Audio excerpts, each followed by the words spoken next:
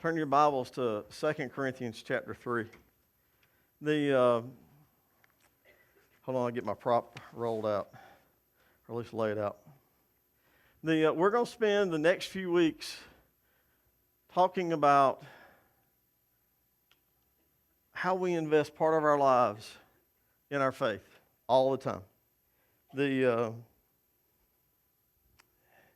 And when somebody joins our church, what do we say? We ask you to give of your times, your talents, your gifts, your presence, and your witness, right?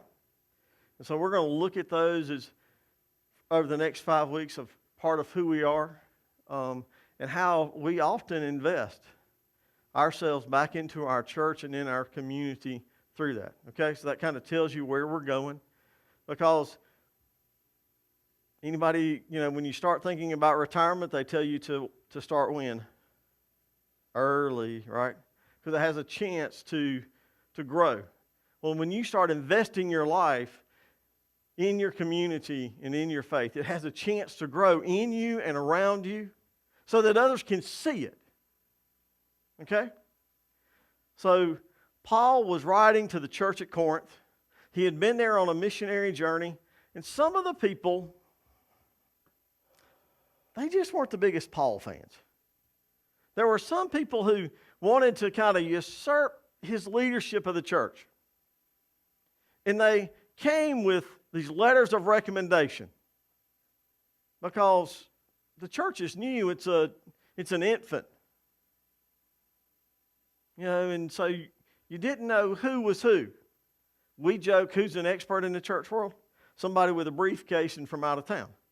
Okay? But they didn't have briefcases, and they just didn't know who everybody was yet.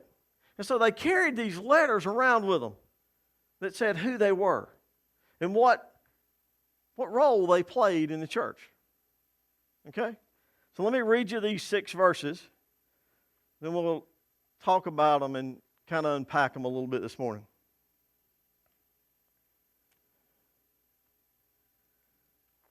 I'm going to give in. Hey, the lighting's better here than at the connection, but I still have to put them on. It says, are we beginning to commend ourselves again? He had faced this previously with them. Or do we need, like some people, letters of recommendation to you or from you? He says, for you yourselves are our letter of recommendation. It's written on your hearts, known and read by everyone. And that's interesting, everybody could see it. You show that you are letters from Christ, the result of our ministry, written not with ink, but with the Spirit of the living God. Not on tablets of stone, but on tablets of human hearts. Such confidence we have through Christ before God. Not that we're competent in ourselves to claim anything for ourselves, but our competence comes from God. He has made us competent as ministers of a new covenant, not of the letter, but of the Spirit. For the letter kills and the Spirit gives life. Now, do you remember your first job interview after school? Or when you were applying for something and you had to get letters of recommendations? Yes, bob your heads up and down. Something. I need to know you're out there. And you're like, I got to get all of this stuff about who I am. Well, did they even ask you your GPA? They did? I have never been asked my GPA. Every time I graduated from something or I took more school, my GPA kept going up, by the way. I was glad. My father was too, because I didn't graduate. I graduated from college. Lordy, he made it, Lord, he got across the stage. My father was afraid they were going to take it away from me before I got down. But yet, sometimes we come around and we're like, who I am matters. Because you as a witness for Christ, they say, what role you got up at the church? And yeah, I got a business card that says I'm here and all this stuff. You know, but none of us walk around with our credentials, our resume out on our chest, do you? Julie helped me make this up, and we couldn't squeeze all of my resume up here. But we put the 2 degrees and 17 years of ministry. And by the way, the further we go down the list, the better the grades get. And we're so good that first couple of years right up there. But do you walk around saying with your list of credentials out? I guess the hegglers that you post your credentials somewhere, or, you know, so we can all tell your doctors, and that's good. We appreciate that. But most of us don't walk around with this. I don't walk around with my ordination papers and go, I'm a preacher. Julie doesn't walk around. I don't even think Julie's got business cards. She doesn't walk around and go, I'm a youth minister. No, we don't do that, do we? He said, you can have these letters all you want. But it doesn't matter. Because it matters what is written on your heart. Here's the way I like to describe myself. Christ follower. I've gone away and moved away from the term Christian very much. I tend to use Christ follower. That's okay. It's just for some people it tends to be offensive, and this is who I am. Okay? Because, and I don't walk around with this symbol, do I? Some of you are wearing a necklace with a cross. Some of you have ichthus. Some of you got it on your cars. But none of that, your credentials aren't a witness. Are they? Because I know people who have some of the greatest credentials in the world, and they live like hell. They don't look like a Christ follower. Because your witness isn't about your credentials. Your witness is about what is written on your heart. Oh, this has been years ago. I was at my grandparents', and my grandfather told me where something was that I could have. It was a pocket knife. And it was in that little box, and it's where he kept most of his stuff from World War II. Okay? At one point, there was the $5 bill he carried all across Europe. There was the picture of my grandmother.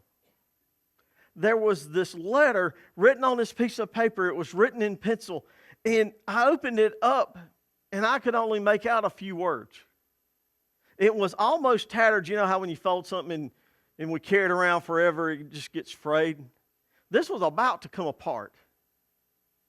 Because the pencil that my grandmother wrote in 1943 and 44, it was just kind of faint. What was funny is when I asked my grandfather, I found the pocket knife he was giving me. But I kept that piece of paper that day and I carried it in there. I said, "What's this, Jack?" That's what we called my grandfather. Not Granddaddy Jack, he was just Jack.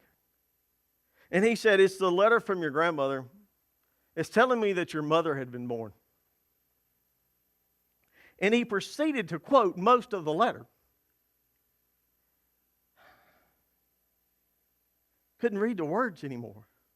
But it was still written on his heart. Paul said, it's not about what credentials you have. It's what Christ wrote right here. He said he didn't write it even on stone. He didn't chisel it out. He said the Spirit of the Lord wrote on your heart. That's your witness. Whoo! What Christ wrote on your heart? What is it that is being lived out in you so that others can see it?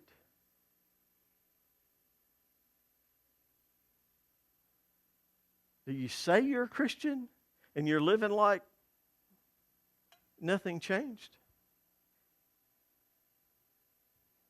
Or can somebody tell that something is different in your life? Because that is your credentials. Can't operate my Yeti, y'all. Because one of the things, and it's not particularly in these verses, one of the things I became painfully aware of is that no matter where I am, what time of day it is, or what situation I'm in, and or you, it's your second point, you are always a witness. You are either a witness for Christ or against Christ. Whether you believe it or not, you're never off from that. You know how this became so evident to me? My sister got married. His name is Ray. He didn't grow up in church. He did not know Christ. Well, now all of a sudden I have a non-believer who's coming to Thanksgiving dinner. They're going to Christmas dinner with us. He's going to the beach with me. And I, just like the rest of us, am not perfect. This is all prior to ministry. You know, at the beach and you elbow your brother-in-law, you're like, man, oh man, will you look at that walking down the beach? If it had been my daughter, I'd have been going like, she should have more clothes on.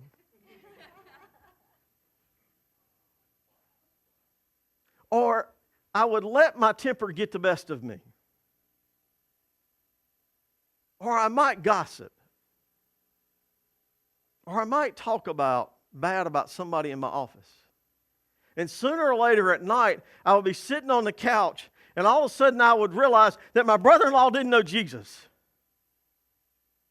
And I had been a witness that afternoon or that evening. And it wasn't very Christ-like.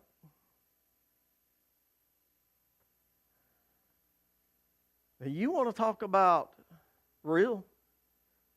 And all of a sudden knowing somebody that I had learned to love and care for with all of his quirks.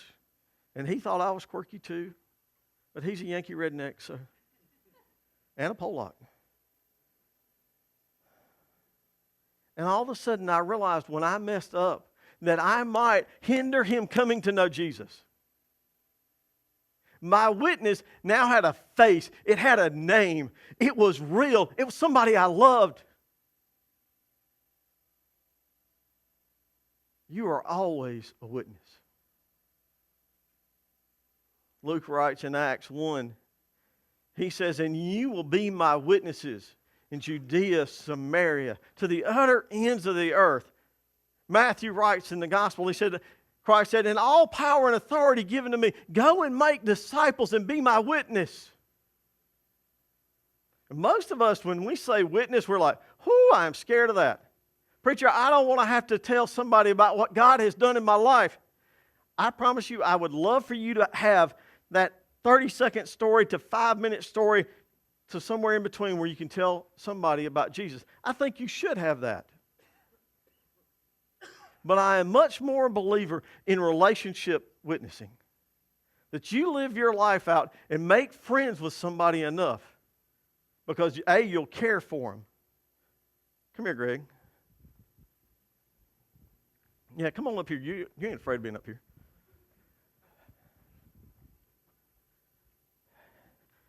When I live my life out with Greg every day, the question becomes when I live it out, does he know if I know Jesus? Because we have become friends. I can't exactly say how or why, but we have, haven't we? Yes, sir.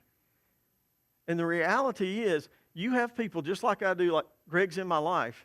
The question is, can they tell you know Jesus? Can I tell if Greg knows Jesus? Because that's how it matters. Because we love each other. Yes, I know. I got to call you to figure out when we're going to eat.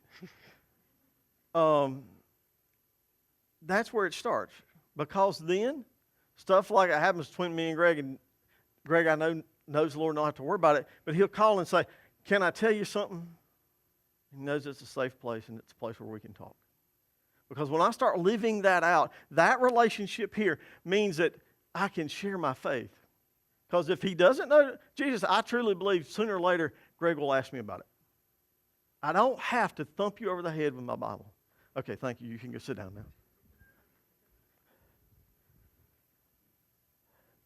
Because what is somebody saying when they see how you live? What do they see? They see a list of credentials, how long you've been teaching church or volunteering in Crew and Epic and yada, yada, yada. And by the way, I think all of those are important. They surely are. But that Christ has come and changed your life so you're different every day of the week and every hour so that you can truly be a witness. Man, if He hadn't changed you, you need to ask yourself, am I a Christ follower? Am I a Christian? Am I a believer in the Son of God? Because the one thing I know is I look at things in my own life, and I know some of the things that God had to take away from me. That He had to work on my life so that I could be different. And it's not always easy. I say things like succotash. Don't I, Paige? We know I'm frustrated at that moment. Because your witness, and here's your third point, your witness is about your heart and your life. Because what is written right here will come out every day. If it's not written right here, you might be able to fake it on Sunday, but you won't be able to fake it on Wednesday night. You won't be able to fake it when you're out with the boys or the girls.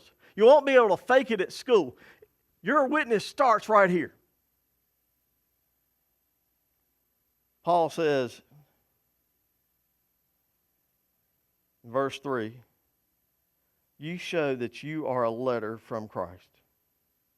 The results of our ministry is written on your hearts by the Spirit.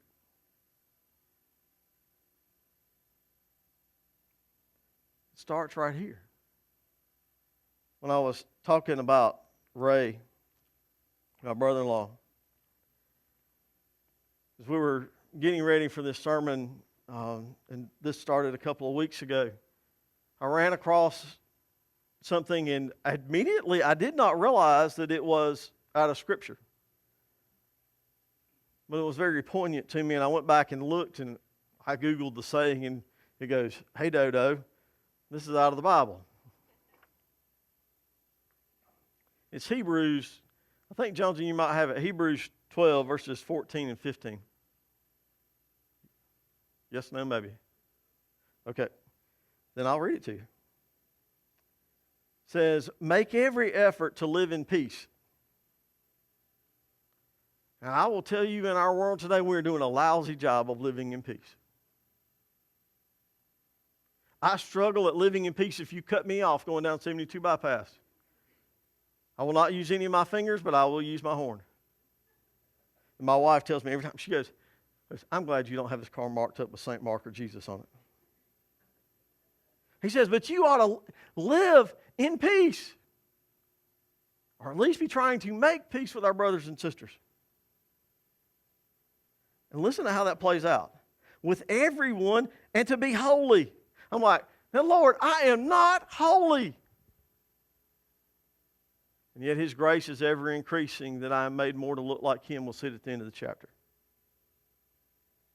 Because of His presence, I am being, I'm going to use all the churchy words, sanctified. So that I am growing to look more like Christ every day. Well, look what happens when that is not lived out in my life. Without holiness, no one will see the Lord.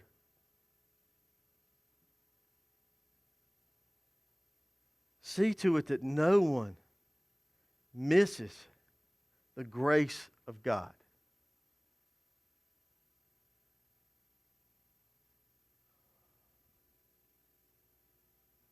My actions are a witness. Your actions are a witness. They are an example. They are the story of Jesus Christ being lived out in you.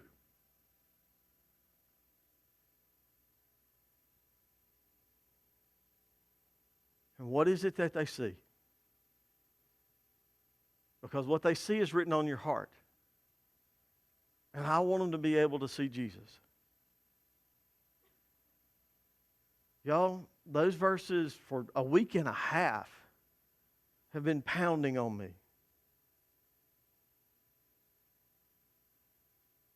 That my actions, my words, my thoughts, because my thoughts come out, nobody doesn't know what I'm thinking. Some of y'all might be better at that than me. But I still think what is happening in our hearts and in our minds come out so that others can see it. And when we mess up, we might keep somebody from knowing Jesus. And that's scary. That I could keep somebody, because we're about to celebrate on World Communion Sunday, God's grace poured out for us. And we might hinder somebody from seeing that.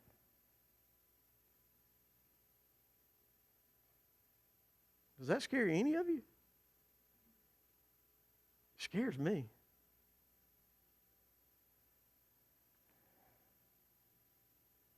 How we live as a witness. It's tied back to others seeing it. You go, well, John, you just challenged us to be high and mighty, holier than thou. No. I've asked you to live out the end of this verse, and this is my life verse. I could preach all day just on the bottom, chapter 3. I don't have it on the board for you. It says, we, with unveiled faces, reflect the Lord's glory. We are ever being transformed into the image of Him. And that glory and image is ever increasing. It's talking about letting Him work right here in your heart so that it can be lived out in a way that you look more like Him than you did yesterday, so that others can see Jesus. Because here's the thing for this week, you are a witness. Wherever you go, at the football game, at school, at work, at Walmart, on the highways when John's blowing the horn at you, wherever you go, you are a witness. But because of what Christ has done for you, you can be an amazing witness that others can see His grace and His love. Now go live it. Go live it. Go live it at the school. Go live it at the body shed. Go live it at Walmart, at the insurance agency, at DOT. Go live it right where you are. Because when you start living it, sooner or later, what you're happening, it'll come up. And if you don't know what to say, tell them Jesus loved you and He changed you. Because most people can do the same thing that I admitted to earlier. Said, I used to struggle with this, and every now and then it jumps up and bites me, but God has helped me. Because that's that ever-increasing glory. And go, I'll be glad to tell you more. Call Andrew, call John, call Steve, call somebody, and we'll help you. Go be a witness and live it so that others can see Christ who died for you, who shed His blood for you, so that you might know His grace. And He did it so they might know His grace as well. Go be a witness and live it daily.